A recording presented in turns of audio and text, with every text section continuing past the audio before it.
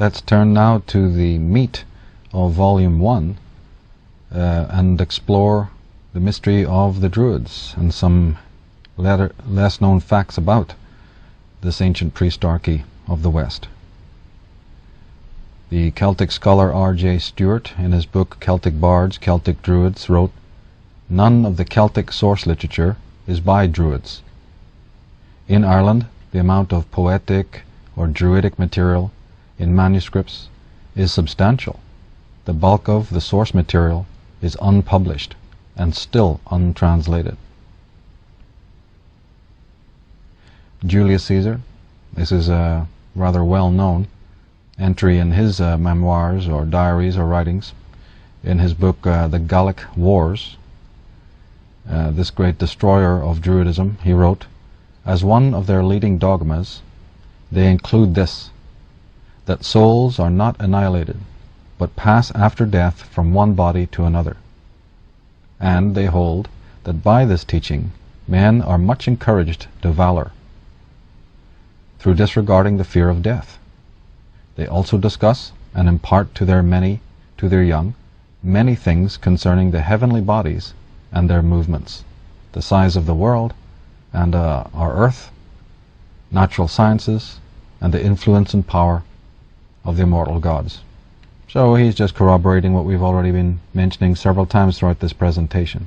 We're talking astrologers here. We're talking astronomers, scientists, architects, teachers, people who had not only schools of learning, but who taught the young the mysteries of nature and the mysteries of the world. I mean, this is the enemy saying this in their own work. And of colossal importance for modern theology, for modern thought, Judeo-Christianity, Caesar is saying, hey, they were into spiritual matters. They taught that the soul was immortal, that you shouldn't fear death, that the soul moves from one form to another. Transmigration of souls, reincarnation, all these concepts. Where have we heard all this before? Hasn't all of this been represented in the corpus of modern religions? Ammianus Marcellus, a historian around 350 AD, he wrote, "The Druids are men of penetrating and subtle spirit, and acquired the highest renown by their speculations, which were at once subtle and profound. Both Caesar and Mela plainly intimate that they were conversant with most sublime speculations in geometry and in measuring the magnitude of the earth." Augustus J. Theobald, in his book The Irish Race in the Past and the Present, written in 1879, he wrote, "Although we cannot know precisely when servitude was completely abolished among the Celts, the total silence of the contemporary annals on the subject justifies the belief that the Danes, on their first landing, found no real slaves in that country, and if the Danes themselves oppressed the people wherever they established their power, they could not make a social institution of slavery. It had never been more than a domestic arrangement. It could not become a state affair, as among the nations of antiquity. In clannish tribes, therefore, and particularly among the Celts, the personal freedom of the lowest clansman was the rule. Deprivation of individual liberty the exception." So what is this author now telling us? That there was no slavery. He says that the Celts, and we need to translate that term meaning the Irish at this instance, he's saying that the Danes or any visitors to Ireland found no evidence of any slavery nationwide, as was common down through all the later ages. The same author says, "Hence the manners of the people were altogether free from the abject deportment of slaves and villeins in other nations, a cringing disposition of the lower class towards their superiors, which continues even to this day among the peasantry of Europe, and which patriarchal nations have never known. The Norman invaders of Ireland in the 12th century were struck with the easy freedom of manner and speech of the people, so different from that of the lower orders in feudal countries. They soon even came to like it, and the supercilious followers of Strongbow readily adopted the dress, the habits, the language, and the good humour of the Celts, in the midst of whom they found themselves settled. He goes on to say that Professor E. Curry, in his book The Early Irish Manuscripts, thinks that the Ogham characters, this is one of the alphabets of ancient Ireland, so often mentioned in most ancient Irish books, were used in Erin long before the introduction of Christianity there, and he strengthens his opinion by proofs which it is difficult to contradict. Those characters are even now to be seen in some of the oldest books which have been preserved, as well as on many stone monuments, the remote antiquity of which cannot be denied. One well-authenticated fact suffices, however, to set the question at rest. It is quite certain, says Curry, that the Irish Druids and poets had written books before the coming of St. Patrick in 432 AD, since we find that very statement in the ancient Gaelic tripartite life of the saint, as well as in the annotations of Tiracan, preserved in the Book of Armagh, which were taken by him from the lips and books of his tutor, Saint Mactha, who was the pupil and disciple of St. Patrick himself. What Caesar then states of the Druids, that they committed everything to memory and used no books, is not strictly true.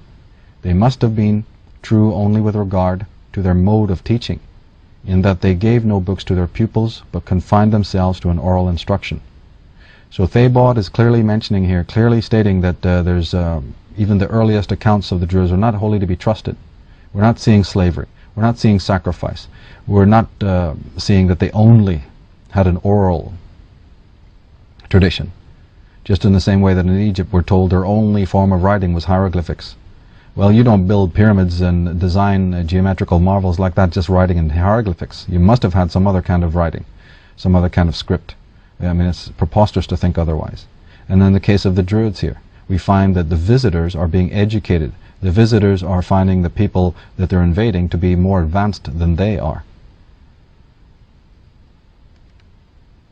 He's saying that the fact that they had an oral tradition and that their writing tradition is actually stated in the earliest Christian accounts of the Druids. Back a little bit to etymology, and we find again that the senior Druid was known as the Olam. This comes from the root oli, O-L-I, and from that we get the word oligarchy, referring to a wise ruling elite. And believe me, we still have the term oligarchy today, but the meaning and the connotation is definitely different. Those who are calling themselves oligarchs and aristocrats today, you know, are anything but that, even though they may use that title and that term. Now the Druids were also referred to as Arcadians. The root arca means bear, which is a reference, of course, to the bear constellations. This implies that they were not only from northern climes, but that they were astrologers and navigators. That's right, Boreas, Arcadia. We're talking about the northern sky here. We're talking about Ursa Major and Ursa Minor. We're talking about people who took their names from the various constellations and heavenly bodies that they venerated. This is also where the word Akkadian comes from. The root Akkad means holy place. And as I pointed out in my works on astrotheology, the holy place was nothing more than the northern sky, the original Camelot, the original Hyperborea, the original Garden of Eden. In India, Britain was referred to as Britistan, meaning the seat of religion. The seat of religion. So thousands of miles away in India, that little country of Ireland and that little country of Britain was known to be the seat of religion. Well, we've been taught that, no, wait a minute, we've been taught that India is the cradle of religion. But when you go to the Indians, the ones in the know, they're saying, oh, no, we received it from the West.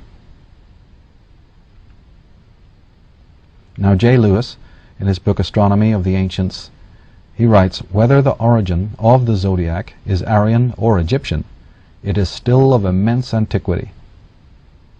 Simplicius, the 6th century AD, writes that he had always heard that the Egyptians had kept astronomical observations and records for at least 300 630,000 years. Diogenes Laertius carried back the astronomical calculations of the Egyptians to 48,863 years before Alexander the Great. Maritanus Capella corroborates the same by telling posterity that the Egyptians had secretly studied astronomy for over 40,000 years before they imparted their knowledge to the world. Carl Jung, commenting on the zodiac, which he studied astrology, he said, "As we all know, science began with the stars, and mankind discovered in them the dominance of the unconscious, the gods, as well as the curious psychological qualities of the zodiac, a complete projected theory of human character." And this is an immense statement from one of the greatest intellects ever to have lived. He studied the divination arts, he studied the hermetic arts, he made a close study of astrology, and basically understood that it's not about rocks floating in space, it's something so much more profound. His comment is talking about the connections between psychic energy and material energy, between the microcosm and the macrocosm. And of course, he's a modern scientist, but are we to understand that the ancients also thought exactly as he did? That when they came up with astrology, I mean, after all, they're the creators of these incredible meta-sciences. Were they ignorant of the fact that the zodiac is a complete projected template and theory of human character? Of course they knew that. Of course they were familiar with what I refer to as the inner zodiac and the 12 divisions of the mind, 12 divisions of thinking, 12 divisions of consciousness that then by way of projection become what we refer to nowadays as the zodiac and the 12 signs of the zodiac. W. Winwood Reade, in his book The Mystery of the Druids, he says, "It can easily be proved that the science of astronomy was not unknown to the Druids. One of their temples in the island of Lewis in the Hebrides bears evident signs of their skill in the science. Every stone in the temple is placed astronomically. The circle consists of 12 equidistant obelisks denoting the 12 signs of the zodiac. The 4 cardinal points of the compass are marked by lines of obelisks running out from the circle, and at each point subdivided into 4 more. The range of obelisks from north and exactly facing the south is double, being 2 parallel rows, each consisting of 19 stones." Well, we're talking stellar cult, we're talking solar cult. Pick up a tarot deck, go to the major arcana, pull out the 19th card. He's talking about 19 stones. Let's not only look at the etymology when we're dealing with these subjects, let's look at the numerology. Pick out the 19th card of the tarot and look what it says on that card. What is the name of the 19th card of the tarot? Why are there 19 sacred stones in a temple of the sun and a temple to the stars? Nothing is by accident. Barry Dunford, in his book The Holy Land of Scotland, says that according to Terry Walsh, in his treatise entitled Global Sacred Alignments, published in 1996, the megalithic stone site at Callanish, on the western Isle of Lewis, aligns with a number of major sacred sites around the world. For example, he connects the Callanish site with the Giza Plateau in Egypt, with Karnak in Brittany, France, and with Ephesus in Asia Minor. We have pictures and descriptions of these sites in the book, but you can go online, go to Wikipedia, put in Callanish and see those magnificent monuments there. And this tiny little overcast, rain-swept, wind-swept region in Scotland, what do we find? That this seemingly insignificant stone circle, erected by the Druids in ancient times, is aligned, geometrically aligned to places thousands and thousands of other temple sites, microscopic temple sites in other countries. They're all networked, they're all aligned geometrically. It's not an accident.